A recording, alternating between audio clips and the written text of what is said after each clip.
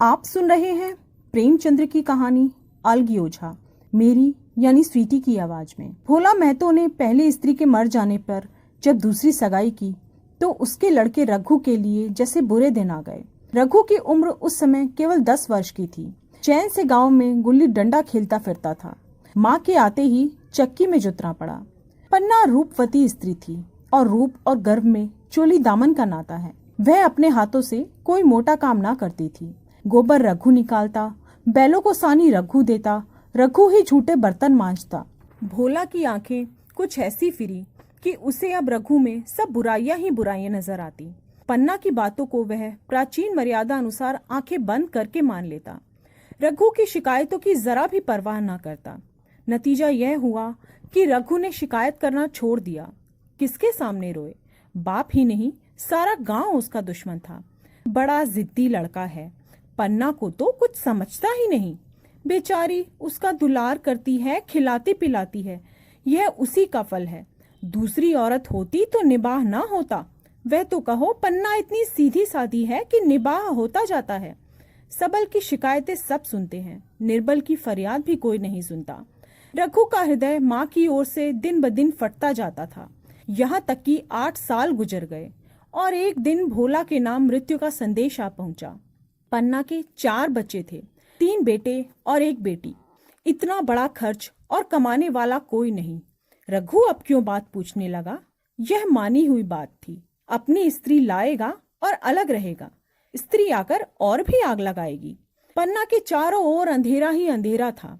पर कुछ भी हो, वह रघु की आश्रय बनकर घर में न रहेगी।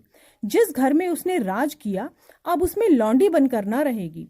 जिस लौंडे को उसने अपना गुलाम समझा, उसका मुंह न ताकेगी। वह सुंदर थी, अवस्था भी कुछ ज्यादा न थी। जवानी अपनी पूरी बहार पर थी। क्या वह कोई दूसरा घर नहीं कर सकती? यही न होगा कि लोग हंसेंगे भला से। उसकी बिरादरी में क्या ऐसा होता नहीं? ब्राह्मण ठाकुर थोड़े ही थी कि नाक कट जाएगी। यह तो ऊंची जाति में होता है कि घर में चाहे जो कुछ करो, बाहर पर्दा ढका रहे। वह तो संसार को दिखाकर दूसरा घर कर सकती है। फिर वह रघु की दबैल बनकर क्यों रहे? भोला को मरे महीना गुजर चुका था। संध्या हो गई थी। पन्ना ऐसी चिंता में पड़ी हुई थी कि सहसा उसे ख्याल आया, लड़के घर में नहीं हैं। यह बैलों के लौटने की बेला है। कहीं कोई लड़का उसके नीचे ना आ जाए। अब द्वार पर कौन है जो उनकी देखभाल करेगा? घर से बाहर निकली तो देखा रघु सामने झोपड़े में बैठा ऊंट की गडेरिया बना रहा है। तीनों लड़के उसे घेरे खड़े हैं। छोटी लड़की गर्दन में हाथ डाले उसकी पीठ पर सवार होने की चेष्टा कर रही है। पन्ना को अपनी आंखों पर विश्वास न आया। आज तो ये नई बात है। शायद दुनिया को दिखाता होगा कि अपने भाइयों को कितना चाहता हूँ और मन में छुरी रखी हुई है। घात मिले तो जान ही ले ले। काला सांप है, काला सांप। कठोर स्वर में बोली, तुम सबके सब वहां क्या करते हो? घर में आओ, सांझ की बेला है, गोरू आते ही होंगे। रघु ने विनीत नेत्रों से देखकर कहा, मैं तो हूं ही काकी, डर किस बात का है? बड़ा लड़का केदार बोला, काकी, रघु ने हमारे लिए 2 गाड़ियां बना दी हैं। यह देख, एक पर हम और खुन्नू बैठेंगे, दूसरे पर लक्ष्मण और झुनिया। दादा दोनों गाड़ियां खींचेंगे। यह कहकर वह कोने से 2 छोटी छोटी गाड़ियां निकाल लाया। 4-4 पहिए लगे थे, बैठने के लिए तख्ते और रोक के लिए दोनों तरफ बाजू थे।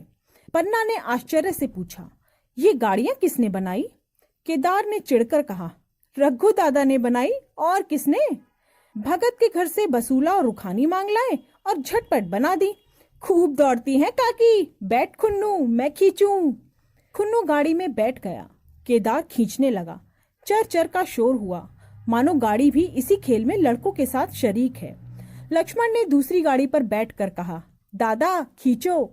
रघु ने झुनिया को भी गाड़ी में बिठा दिया और गाड़ी खींचता हुआ दौड़ा। तीनों लड़के तालियां बजाने लगे।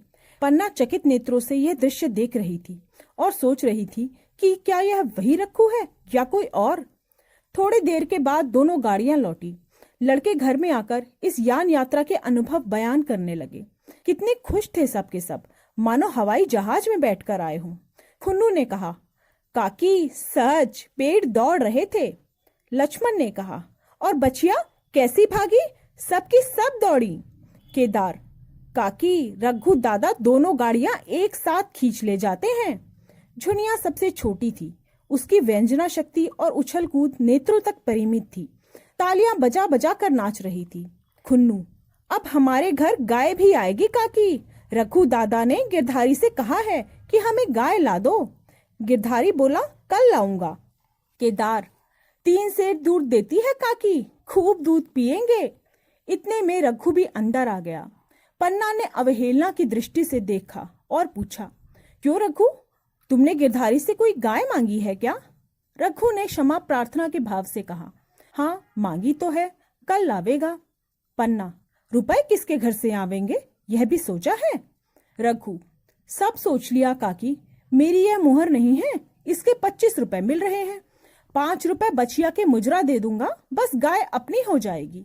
पन्ना सन्नाटे में आ गई। अब उसका अविश्वासी मन भी रघु के प्रेम और सज्जनता को अस्वीकार न कर सका। बोली, मुहर क्यों बेचे देते हो? गाय की अभी कौन जल्दी है, हाथ में पैसे हो जाएं तो ले लेना। सूना सूना गला अच्छा न लगेगा। इतने दिनों गाय नहीं रही तो क्या लड़के न चाहिए? रघु दार्शनिक भाव से बोला, बच्चों के खाने पीने के यही दिन है काकी, इस उम्र में ना खाया तो फिर क्या खाएंगे? मुहर पहनना मुझे अच्छा भी मालूम नहीं होता। लोग समझते होंगे कि बाप तो मर गया, इसे मुहर पहनने की सूझी है।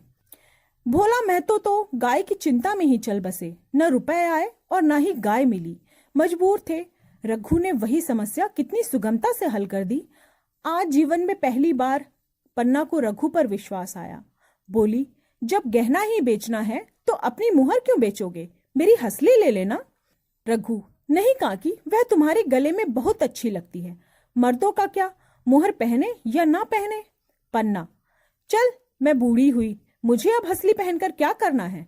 तू अभी लड़का है, तेरा गला सूना अच्छा ना लगेगा। रघु मुस्कुरा कर बोला, तुम अभी कैसे बूढ़ी हो गई काकी, गांव में है कोई तुम्हारे बराबर? रघु की सरल आलोचना ने पन्ना को लज्जित कर दिया। उसके रूखे मुरझाए मुख पर प्रसन्नता की लाली दौड़ गई। 5 साल गुजर गए। रघु का सा मेहनती, ईमानदार, बात का धनी दूसरा किसान गांव में न था। पन्ना की इच्छा के बिना कोई काम न करता। उसकी उम्र अब 23 साल की हो गई थी। पन्ना बार बार कहती, भैया बहू को विदा करा लाओ, कब तक नैहर में पड़ी रहेगी? सब लोग मुझी को बदनाम करेंगे कि यही बहू को आने नहीं देती। मगर रघु टाल देता था। कहता था कि अभी जल्दी क्या है, उसे अपनी स्त्री के रंग ढंग का कुछ परिचय दूसरों से मिल चुका था। ऐसी औरत को घर में लाकर वह अपने घर की शांति में बाधा नहीं डालना चाहता था। आखिर एक दिन पन्ना ने जिद पर आकर कहा, तो तुम ना लाओगे बहू को? कह दिया कि अभी कोई जल्दी नहीं है। तुम्हारे लिए जल्दी ना होगी, मेरे लिए तो है। मैं आज ही आदमी भेज देती हूँ। पछताओगे काकी, उसका मिजाज अच्छा नहीं है। तुम्हारी बला से जब मैं उससे बोलूंगी ही नहीं तो क्या हवा से लड़ेगी? रोटियां तो बना ही लेगी। मुझसे भीतर बाहर का सारा काम नहीं होता। मैं आज ही बुलाए लेती हूँ।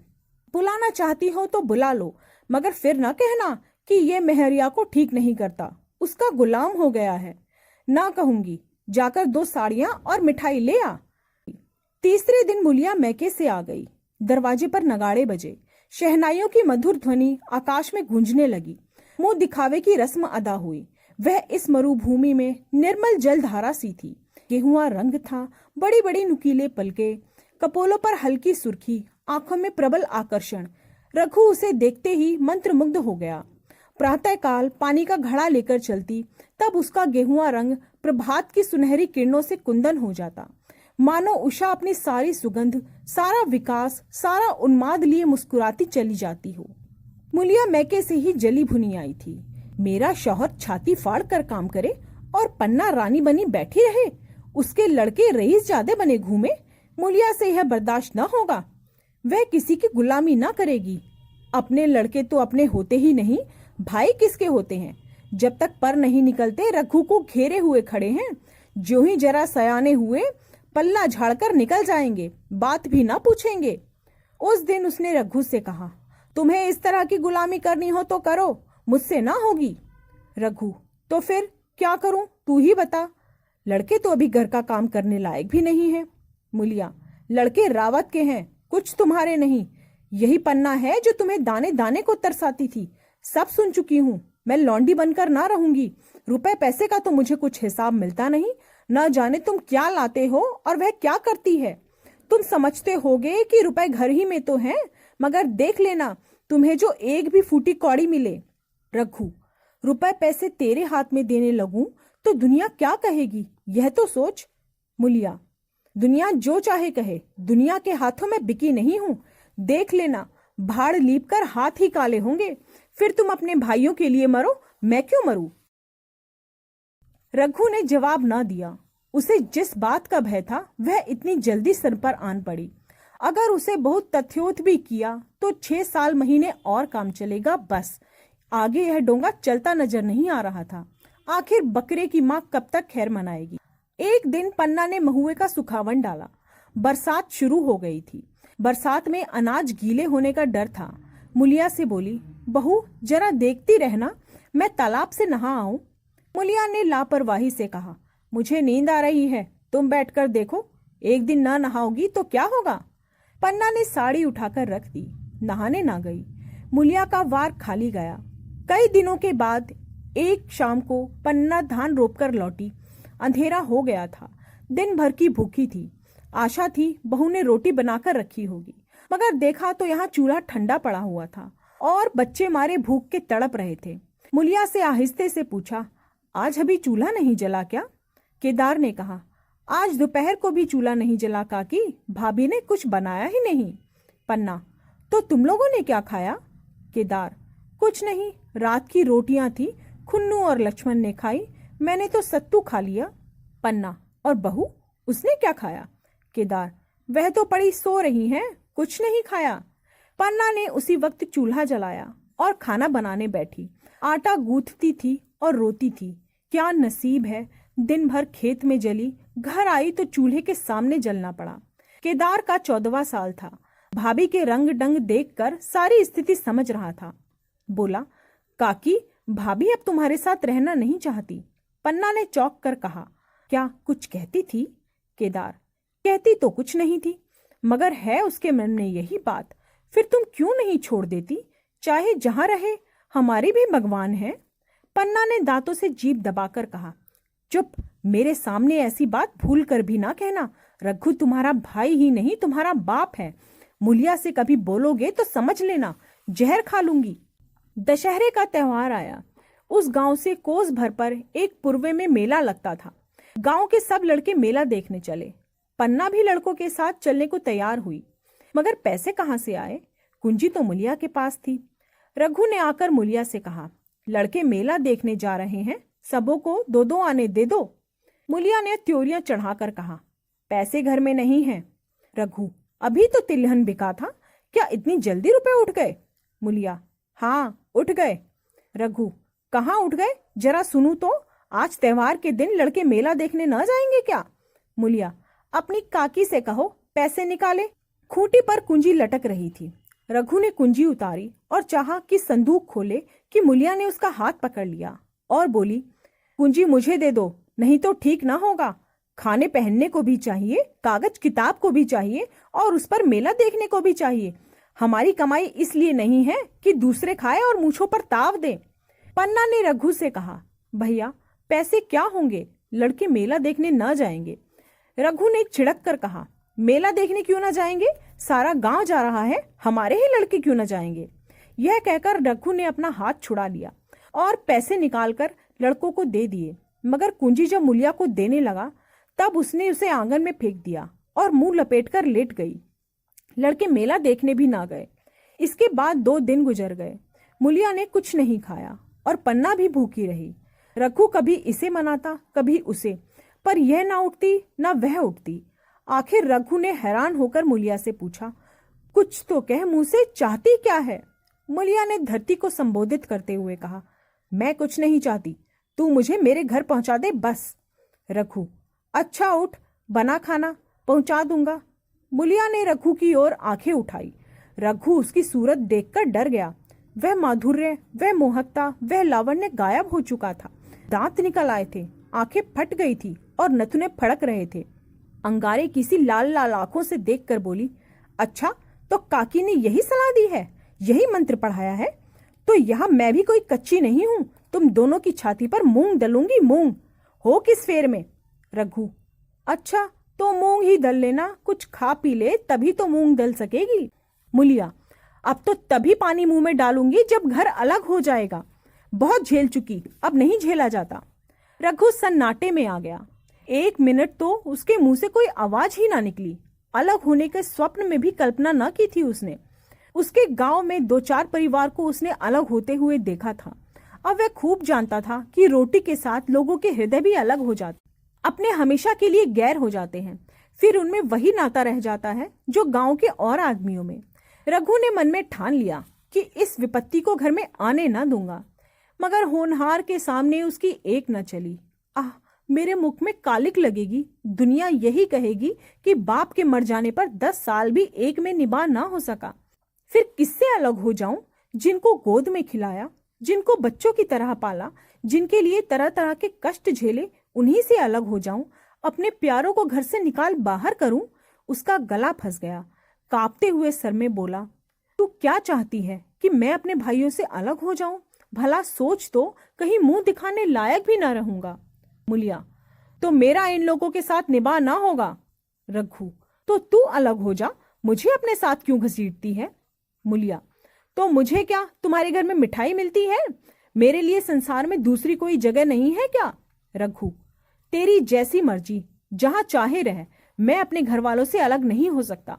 जिस दिन इस घर में 2 चूल्हे हो जाएंगे, उसी दिन मेरे कलेजे के भी 2 टुकड़े हो जाएंगे। मैं यह चोट नहीं सह सकता।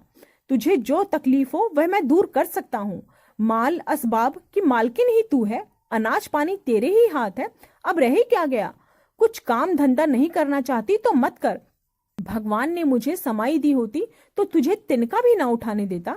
तेरे यह सुकुमार हाथ पांव मेहनत मजूरी करने के लिए तो बनाए नहीं गए हैं। मगर क्या करूं, मेरे बस में कुछ नहीं है।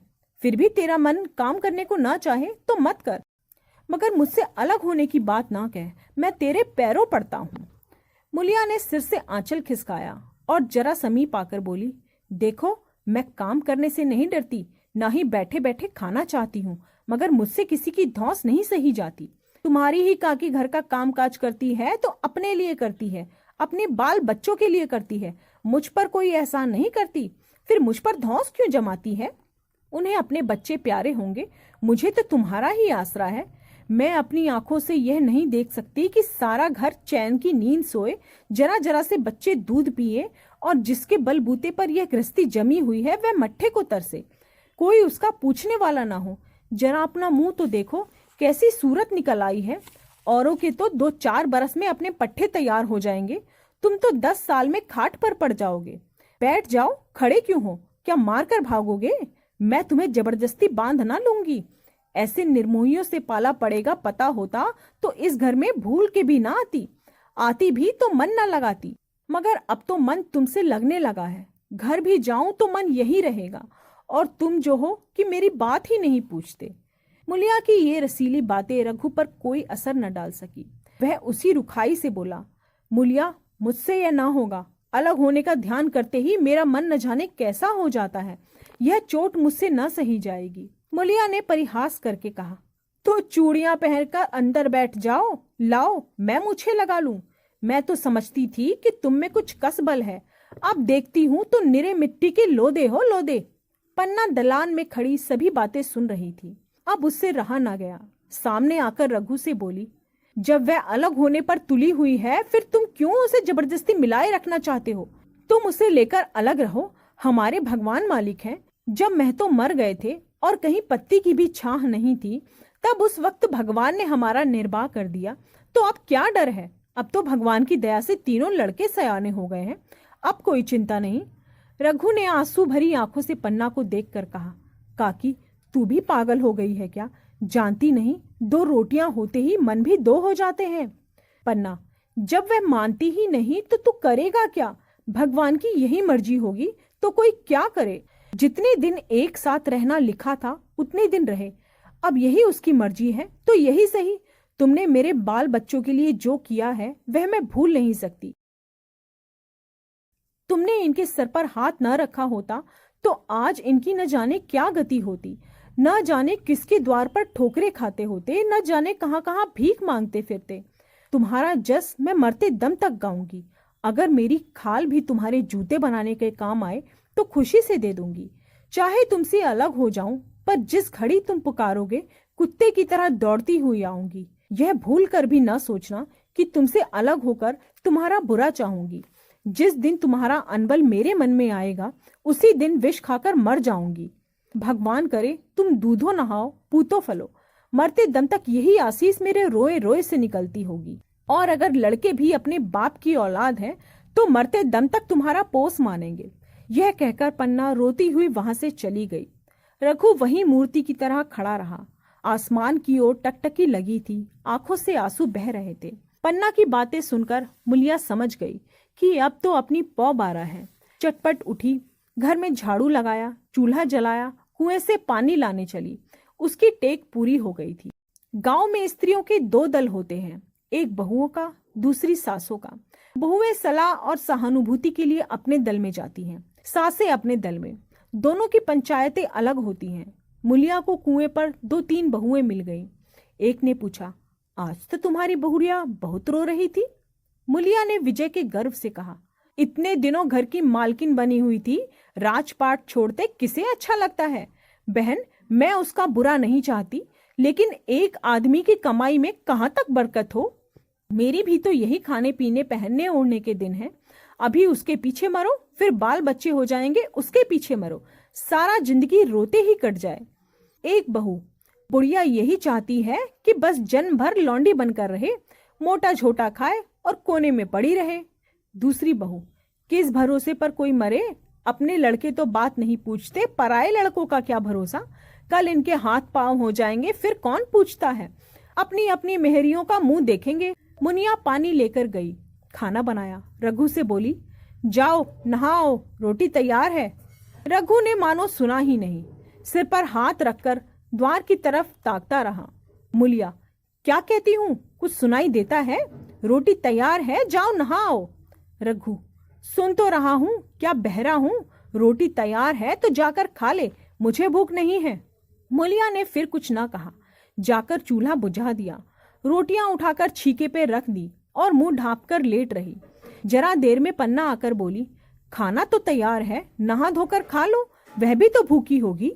रघु ने झुंझलाकर कहा, काकी तू घर में रहने देगी या मुख में कालिक लगाकर कहीं निकल जाऊं। खाना तो खाना ही है, आज नहीं खाऊंगा कल खाऊंगा, लेकिन अभी मुझसे ना खाया जाएगा। केदार क्या अभी मदरसे से नहीं आया। पन्ना, अभी तो नहीं आया, आता ही होगा। पन्ना समझ गई कि जब तक वह खाना बनाकर लड़कों को न खिलाएगी और खुद न खाएगी, रघु न खाएगा। इतना ही नहीं, उसे रघु से लड़ाई करनी ही पड़ेगी और यह दिखाना पड़ेगा कि वह भी अलग होना चाहती है, नहीं तो वह इसी चिंता में घुल घुल कर प्राण दे देगा। यही सोचकर उसने अलग चूल्हा जलाया और खाना बनाने लगी। इतने में केदार और खुन्नू मदरसे से आ गए। पन्ना ने कहा, आओ बेटा खा लो, रोटी तैयार है। केदार ने पूछा, भैया को बुला लूं ना। पन्ना, तुम आकर खा लो, उसकी रोटी बहू ने अलग बनाई है। खुन्नू, जाकर भैया से पूछना। पन्ना, जब उसका जी चाहेगा वो खाएंगे, तू बैठकर खा, तुझे इन बातों से क्या मतलब। जिसका जी चाहेगा खाएगा, जिसका जी न चाहेगा ना खाएगा।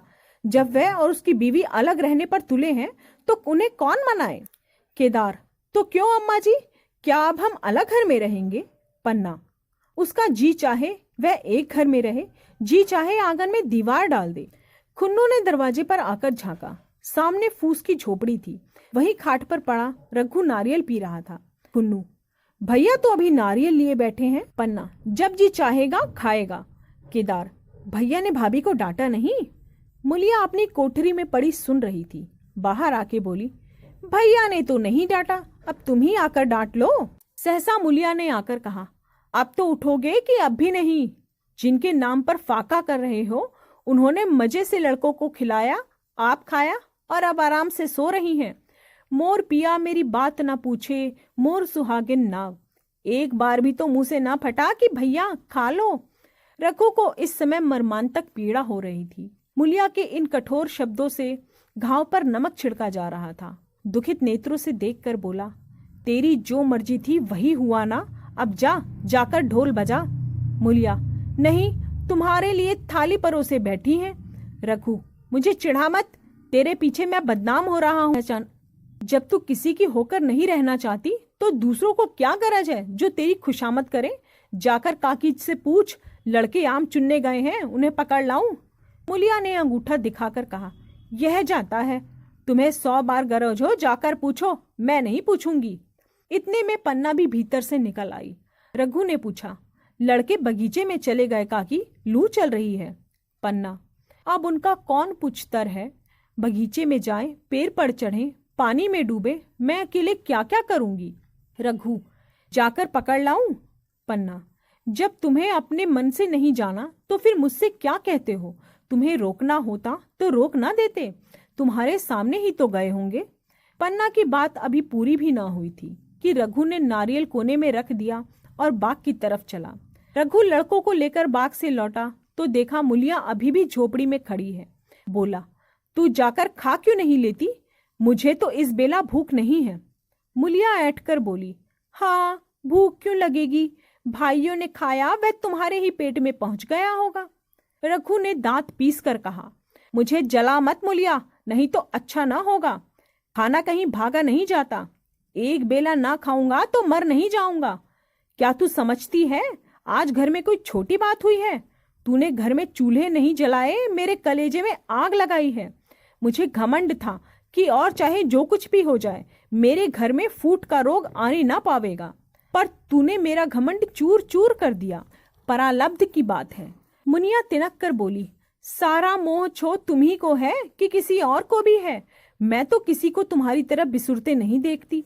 रघु ने ठंडी सांस खींचकर कहा, मुलिया घाव पर नून ना छिड़क, तेरे ही कारण मेरी पीठ में धूल लग गई है। मुझे इस गृहस्थी का मोह ना होगा तो किसे होगा। मैंने ही तो इसे मर मर कर जोड़ा है। जिनको गोद में खिलाया वही अब मेरे पट्टीदार होंगे। जिन बच्चों को मैं डांटता था उन्हें आज कड़ी आंखों से देख तक नहीं सकता। मैं उनके भले के लिए कोई बात भी करूं तो दुनिया यही कहेगी कि अपने भाइयों को लूटता है। जा मुझे छोड़ दे, अभी मुझसे कुछ ना खाया जाएगा। मुलिया, मैं कसम रखा दूंगी, नहीं चुपके से चलो। रघु, देख अब भी कुछ नहीं बिगड़ा है, अपनी हट छोड़ दे। मुलिया, हमारा ही लहू पिए जो खाने ना उठे। रघु ने कानों पर हाथ रखकर कहा, यह तूने क्या किया मुलिया, मैं तो उठ ही रहा था। चल खा लूं, नहाने धोने कौन जाए, लेकिन इतना कहे देता हूं कि चाहे 4 की जगह 6 रोटियां खा जाऊं, चाहे तू मुझे घी के मटके में ही क्यों ना डुबा दे, पर यह दाग मेरे दिल से ना मिटेगा। मुलिया, दाग साग सब मिट जाएगा, पहले सबको ऐसा ही लगता है। देखते नहीं हो उधर कैसी चैन की बंसी बज रही है। वह तो मना ही रही थी कि किसी तरह ये सब अलग हो जाएं। अब वह पहले की चांदी तो है नहीं जो घर में कुछ आवे और सब गायब। अब क्यों हमारे साथ रहने लगी। रघु ने आहत स्वर में कहा, इसी बात का तो मुझे गम है, काकी से ऐसी आशा ना थी। रघु खाने बैठा तो कौर विष के घूंट जैसा लगता था। जान पड़ता था रोटियां भूसी की है, दाल पानी सी लगती थी, पानी भी कंठ से नीचे ना उतरता था। दाल की तरफ तो देखा तक नहीं जा रहा था। 2-4 ग्रास खाकर उठ गया जैसे किसी प्रियजन के श्राद्ध का भोजन हो। रात का भोजन भी इसी तरह किया। भोजन क्या किया, कसम ही पूरी की। रात भर उसका चित्त परेशान रहा। एक अज्ञात शंका उसके मन पर छाई हुई थी, जैसे भोला महतो द्वार पर बैठा रो रहा था। वह कई बार चौंक कर उठा। ऐसा जान पड़ा भोला उसकी ओर तिरस्कार की आंखों से देख रहा है। वह दोनों जून का भोजन करता था, पर जैसे शत्रु के घर। भोला की शोक मग्न मूर्ति आंखों से न उतरती थी। रात को उसे नींद तक न आती थी। वह गांव में निकलता तो इसी तरह मुंह चुराए, सिर झुकाए, मानो गौ हत्या की हो। 5 साल गुजर गए। रघु अब 2 लड़कों का बाप था। आंगन में दीवार खिंच गई थी, खेतों में मेड़े डाल दी गई थी और बैल बंधिए बांट दिए गए थे। केदार की उम्र अब 16 साल की हो गई थी। उसने पढ़ना छोड़ दिया था और खेती में काम करना शुरू कर दिया था। खुन्नू गाय चराता था। केवल लक्ष्मण अब मदरसे जाता था। पन्ना और मुलिया दोनों एक दूसरे की सूरत से जलती थी। मुलिया के दोनों लड़के बहुधा पन्ना ही के पास रहते थे। वही उन्हें उपटन मलती, वही काजल लगाती, वही गोद में लिए फिरती, मगर मुलिया के मुंह से अनुग्रह का एक शब्द भी ना निकलता। न पन्ना ही इसकी इच्छुक थी। वह जो कुछ भी करती निर्ब्याज भाव से करती थी। उसके 2 लड़के कमाऊ हो गए थे। लड़की खाना पका लेती थी। वह खुद ऊपर के कामकाज भी कर लेती थी। इसके विरुद्ध रघु अपने घर का अकेला था, वह भी दुर्बल, अशक्त और जवानी में बूढ़ा।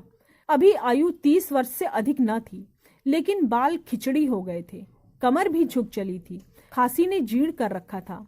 देखकर दया आती थी। और खेती पसीने की वस्तु है, खेतों की जैसी सेवा होनी चाहिए थी वह उससे न हो पाती थी। फिर अच्छी फसल कहाँ से आए? कुछ ऋणी भी हो गया था। वह चिंता भी उसे मारे डालती थी। चाहिए तो था कि अब उसे कुछ आराम मिलता। इतने दिनों में निरंतर परिश्रम के बाद उसके सिर का बोझ कुछ हल्का होता, किंतु मूलिया की स्वार्थपरता ने लहराती हुई खेती को उजाड़ दिया। अगर सब एक साथ रहते तो अब तक वह पेंशन पा जाता। मजे से द्वार पर बैठा हुआ नारियल पीता, भाई काम करता, वह सलाह देता, मैं तो बना फिरता, कहीं साधु संतों की सेवा करता। पर वह अवसर हाथ से निकल गया था। अब तो चिंता भार दिन ब दिन बढ़ता जाता था। आखिर उसे धीमा धीमा ज्वर रहने लगा। हृदय शूल, चिंता, कड़े परिश्रम और अभाव का यही पुरस्कार है। पहले कुछ परवाह न की, समझा आप अच्छा हो जाएगा। मगर कमजोरी बढ़ने लगी तो दवा की फिक्र हुई। जिसने जो बता दिया वह खा लिया। डॉक्टरों और वैद्यों के पास जाने की सामर्थ्य कहाँ, और सामर्थ्य भी होती तो रुपए खर्च कर देने के सिवा और नतीजा ही क्या था। जीर्ण ज्वर की औषधि आराम है और पुष्टिकारक भोजन। ना वह बसंत मालती का सेवन कर सकता था और ना ही आराम से बैठकर बलवर्धक भोजन कर सकता था। कमजोरी बढ़ती ही गई। पन्ना को अवसर मिलता तो वह आकर उसे तसल्ली देती, लेकिन उसके लड़के अब रघु से भी बात ना करते थे। दवा दारू तो क्या करते, उसका और मजाक उड़ाते थे। भैया समझते थे कि हम लोगों से अलग होकर सोने की ईंट रख लेंगे। भाभी भी समझती थी सोने से लद जाऊंगी। अब देखें कौन पूछता है। सिसक सिसक कर ना मरे तो कहना। बहुत हाय हाय भी अच्छी नहीं होती। आदमी उतना ही काम करे जितना हो सके, यह नहीं कि रुपए के लिए जान ही दे दे। पन्ना कहती, रघु बेचारे का कौन दोष है। केदार कहता, चल मैं खूब समझता हूँ, भैया की जगह मैं होता तो डंडे से बात करता। मजाल थी कि औरत जो जिद कर लेती। यह सब भैया की चाल थी, सब सदी बदी बात थी। आखिर एक दिन रघु का टिमटिमाता हुआ जीवन दीपक बुझ गया। मौत ने सारी चिंताओं का अंत कर दिया। अंत समय उसने केदार को बुलाया था, पर केदार को ऊख में पानी देना था। वह डर रहा था कहीं दवा के लिए ना भेज दे। बहाना बता दिया। मूलिया का जीवन अंधकारमय हो गया। जिस भूमि पर उसने मंसूबों की दीवार खड़ी की थी, अब वह खिसक गई थी। जिस खूंटी के बल वह उछल रही थी, वह उखड़ गया था। गांव वालों ने कहना शुरू किया, ईश्वर ने कैसा तत्काल दंड दिया। बेचारी मारे लाज के अपने बच्चों के लिए रोया करती। गांव में किसी को मुंह दिखाने का साहस न होता। प्रत्येक प्राणी उसको यही कहता मालूम होता, मारे घमंड के धरती पर पांव न रखती थी। आखिर सजा मिली कि नहीं? अब इस घर में कैसे निभाव होगा? वह किसके सहारे रहेगी? किसके बल पर खेती होगी? बेचारा रघु बीमार था, दुर्बल था, पर जब तक जीता रहा काम करता रहा। मारे कमजोरी के कभी कभी सिर पकड़कर बैठ जाता और जरा दम लेकर फिर हाथ चलाने लगता। सारी खेती तहस नहस हो रही थी। उसे कौन संभालेगा? अनाज की डांठें खलिहान में पड़ी हुई थी। ऊख अलग सूख रही थी।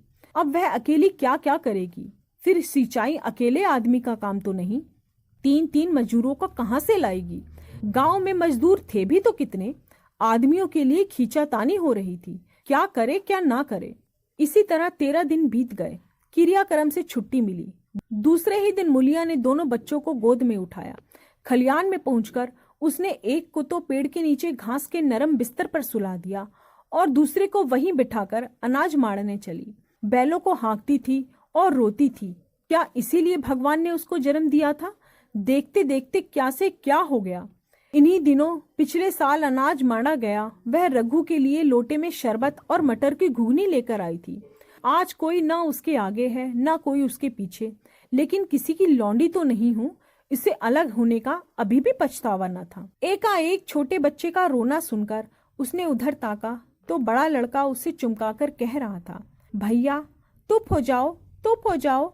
धीरे धीरे उसके मुंह पर हाथ फेरता, चुप कराने के लिए विकल था। जब बच्चा किसी तरह चुप ना हुआ तो वह खुद उसके पास लेट गया और छाती से लगाकर प्यार करने लगा। मगर जब उसका यह प्रयत्न भी सफल ना हुआ तो वह भी रोने लगा। उसी समय पन्ना दौड़ी आई और छोटे बालक को गोद में उठाकर प्यार करती हुई बोली, लड़कों को मुझे क्यों नहीं दे आई बहू? हाय हाय, अभी बेचारा धरती पर पड़ा लौट रहा है। जब मैं मर जाऊं तो जो चाहे करना, अभी तो जीती हूँ, अलग आने से बच्चे तो अलग नहीं हो गए। मुलिया ने कहा, तुम्हें भी तो छुट्टी नहीं थी अम्मा, क्या करती? पन्ना, तो तुझे यहाँ आने की क्या जल्दी थी? डांट मार न जाती, 3 लड़के तो हैं और किस दिन काम आएंगे? केदार तो कल ही मारने को कह रहा था, पर मैंने ही कहा पहले ऊख में पानी दे दो, फिर अनाज मारना जाएगी। ऊख की सिंचाई ना हुई तो सूख जाएंगे।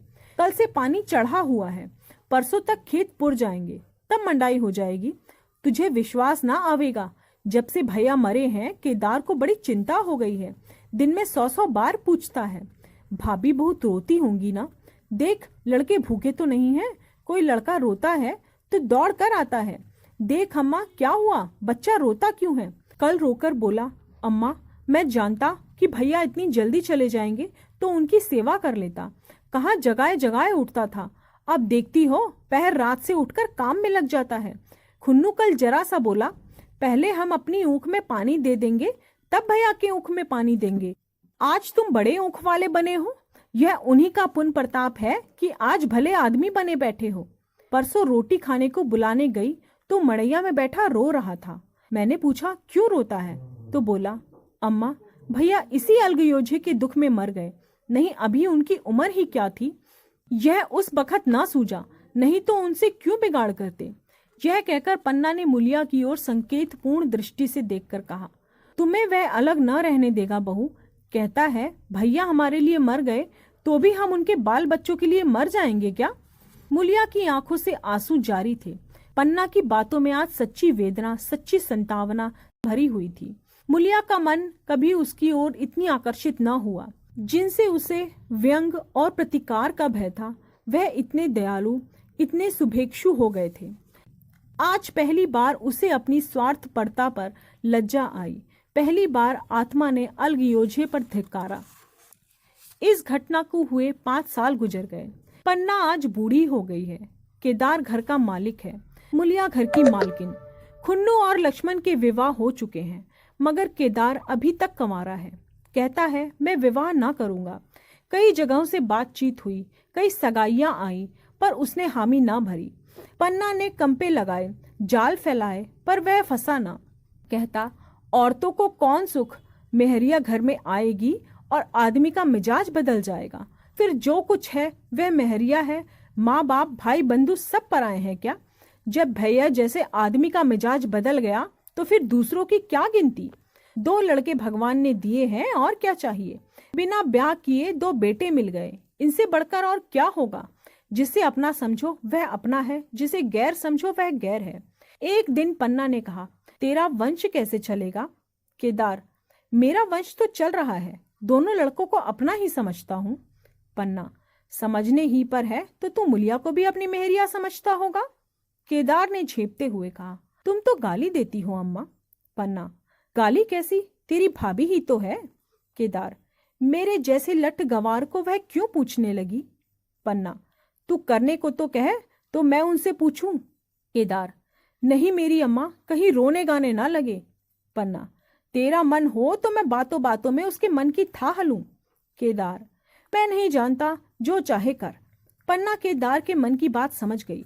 लड़के का दिल मुलिया पर आया हुआ है, पर संकोच और भय के मारे कुछ नहीं कहता। उसी दिन उसने मुलिया से कहा, क्या करूं बहू, मन की लालसा मन में ही रह जाएगी।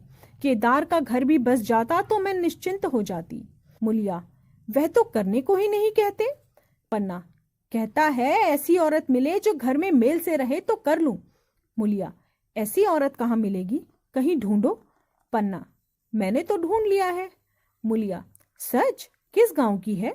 पन्ना, अभी ना बताऊंगी, मुदा यह जानती हूं कि उससे केदार की सगाई हो जाए तो घर बस जाए और केदार की जिंदगी भी सफल हो जाए। ना जाने लड़की मानेगी कि नहीं। मुलिया, मानेगी क्यों नहीं अम्मा, ऐसा सुंदर कमाऊ सुशील वर और कहाँ मिलेगा। उस जन्म का कोई साधु महात्मा है, नहीं तो लड़ाई झगड़े के डर से कौन बिना ब्याह करे रहता है। कहाँ रहती है, मैं जाकर उसे मना लाऊं क्या? पन्ना, तू चाहे तो मना ले, तेरे ही ऊपर है। मुलिया, मैं आज ही चली जाऊंगी अम्मा, उसके पैरों पकड़कर उसे मना लाऊंगी। पन्ना, बता दूं, वह तू ही है। मुलिया लजाकर बोली, तुम तो अम्मा गाली देती हो। पन्ना, गाली कैसी, देवर ही तो है। मुलिया, मुझ जैसी बुढ़िया को वह क्यों पूछने लगे। पन्ना, वह तुझी पर दांत लगाए बैठा है, तेरे सिवा और उसे दूसरी कोई भाती ही नहीं।